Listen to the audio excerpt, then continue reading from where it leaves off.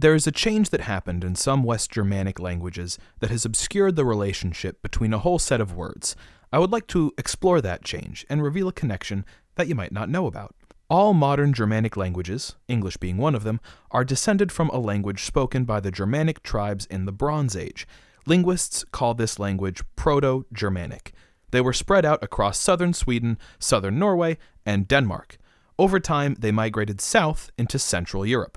Some went east, and their language changed over time, eventually becoming Gothic. Those that stayed in Central Europe became Germans, Austrians, Swiss, Dutch, and Belgians. Some of the Germanic tribes left Central Europe for the British Isles, and they were the ancestors of the English. Those that stayed in Scandinavia eventually became the Swedes, Danes, Norwegians, Icelanders, and Faroe Islanders. As the Germanic peoples spread out, they took their Germanic language with them, and it changed bit by bit over time, as do all languages. Linguists group the Germanic languages into three major branches: West Germanic of Central Europe and the British Isles, East Germanic of Eastern Europe, and North Germanic of Northern Europe, Iceland, and the Faroe Islands. People learn language from their parents and from their peers. They pick it up around them. They eventually settle on some sort of baseline that they're able to use to communicate with others. They hear variations day by day and get used to a range of expression in their language. What this means is that people often don't notice changes happening right under their noses. Yeah, there are jokes made about how people over there speak or things like that, but generally, life goes on. However, those little differences grow over time and can result in once mutually intelligible forms of speech, those where both sides can understand each other, becoming completely unintelligible to one another. Different languages. English is one of the more divergent Germanic languages for several reasons. First of all, due to being separated by a sea from the mainland, this makes migration more difficult and slows down the spread of new forms of speech. This is also due to the fact that after those Germanic tribes arrived in Britain, they were then invaded again by Vikings, who by this point were speaking a slightly different version of that Germanic language, quite possibly Old Norse, and then again by the Normans, who spoke a different language entirely. However, some of the changes that occurred in English did happen in the other Germanic languages, and we can still find those connections today. Think about the letters T and P. T is pronounced at the front of the mouth, just behind the teeth. P is pronounced by putting your lips together and opening them suddenly, along with a burst of air. All sounds, of course, are made with the mouth, but there are some sounds that include another part of your body, which allows you to change how that sounds ever so slightly.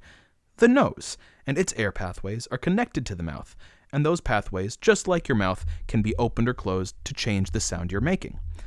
Pronounce the word think, and stop just before you get to k. Thing. Listen to the sound you make. That is a nasal sound. You create vibrations with your voice box and then push that sound through your nose, forming the sound we hear in think. There's another nasal sound in English, which is the sound at the end of thin. It's slightly different to the sound in think. The sound in think is the same as the in sing. The IPA, or International Phonetic Alphabet, has given this symbol to that sound and called it a velar nasal. Velar means the back part of the tongue is raised up against the soft palate, also known as the velum. The nasal part means that the sound is passed through the nose. The in thin is not a velar nasal, but an alveolar nasal, because it is pronounced in the alveolar ridge, that is the part of the mouth just behind the teeth. Even though both of these sounds are written using the letter N, it's immediately clear that they're completely different sounds.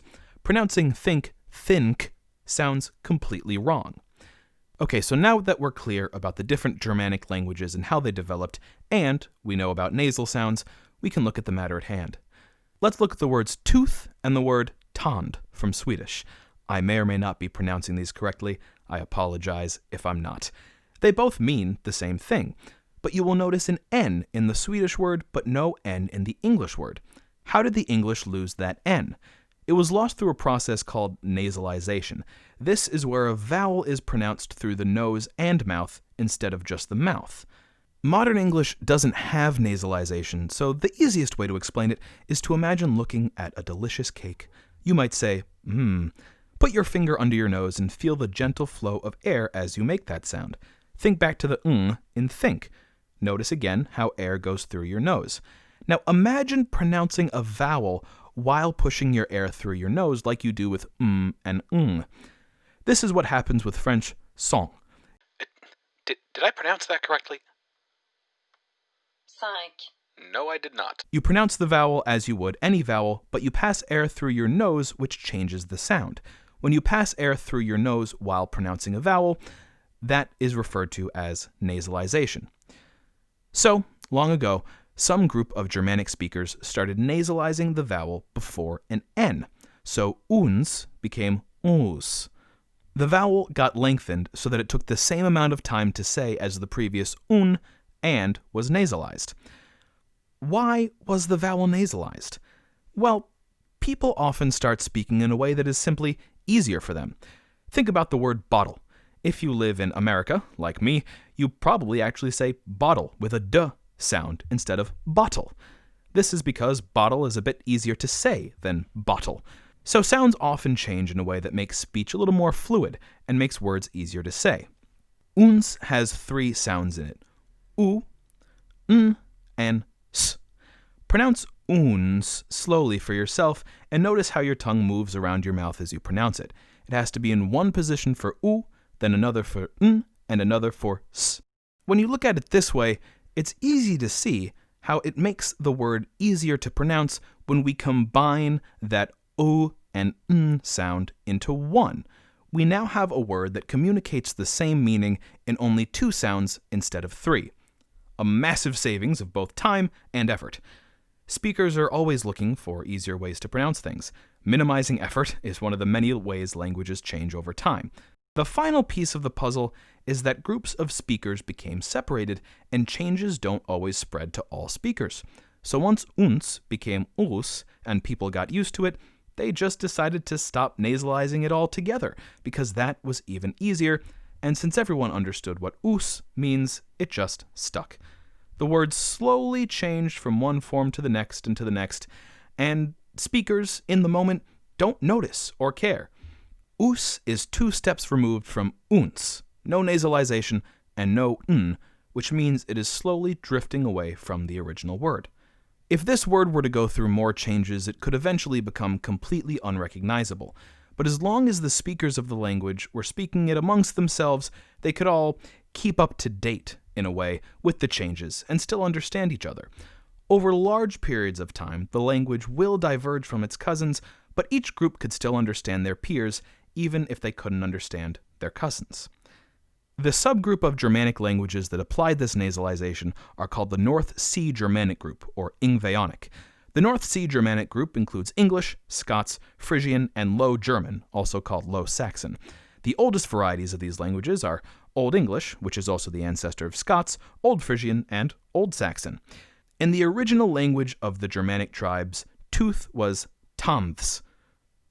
The th became a d in other Germanic languages, but English retained it. So tooth and tand are actually descended from the same word. In linguistics, we say those 2 words are cognate, from Latin cognatus, which means born together. We can look at words in English and compare them with words in German, and you'll see that, once again, there is an N present in German where there's none in English. See us versus uns, tooth versus Zahn, other versus ander, goose versus ganz, 5 and 5, soft and sanft. Languages like to mix, though, and we can see words in languages outside of the North Sea Germanic group that have lost the N, even though they weren't part of this nasalization process. The Proto-Germanic word for south was sunthras. This became Suth in Old English and Sundar in Old High German. Middle Low German was a very influential language at the time, and their word for south, which was Suden, eventually supplanted the Old High German form. One of the ways to work out if a word has been borrowed is to look at the form of the word. If the word has an N where its cognates in the North Sea Germanic languages don't, then it probably isn't borrowed. If it lacks the N, like its cognates in the North Sea Germanic languages, but other Germanic languages have an N, then it is probably a borrowing from a North Sea Germanic language. All modern Germanic languages use a form of the word south without an N, but you can still see that N in some place names, like Zonderwijk in the Netherlands. Here, Sonder is an older form of the word Zuid, which means south. Languages change over time, sometimes a lot, sometimes a little. A change in one language might be borrowed into a related language, and the two might remain quite similar. Other times, a group of languages, like the North Sea Germanic languages, might employ one change and run with it. The loss of n before a consonant was so complete in English that the only examples of n followed by another consonant are because the words had a different form at the time and only lost a vowel or consonant at a later point, bringing it to its current form, like the word month, which was originally monaþ. English seems completely different from the other Germanic languages that are spoken today, like Dutch, German, and Swedish. But when you look at the languages historically and uncover how the words became what they are today, it becomes clear that English is not so crazy as it first might seem. Thanks for watching, and have a wonderful weekend. And a very special thanks to Steve the Vagabond and Silly Linguist for writing the script for this week's video and agreeing to collaborate with me.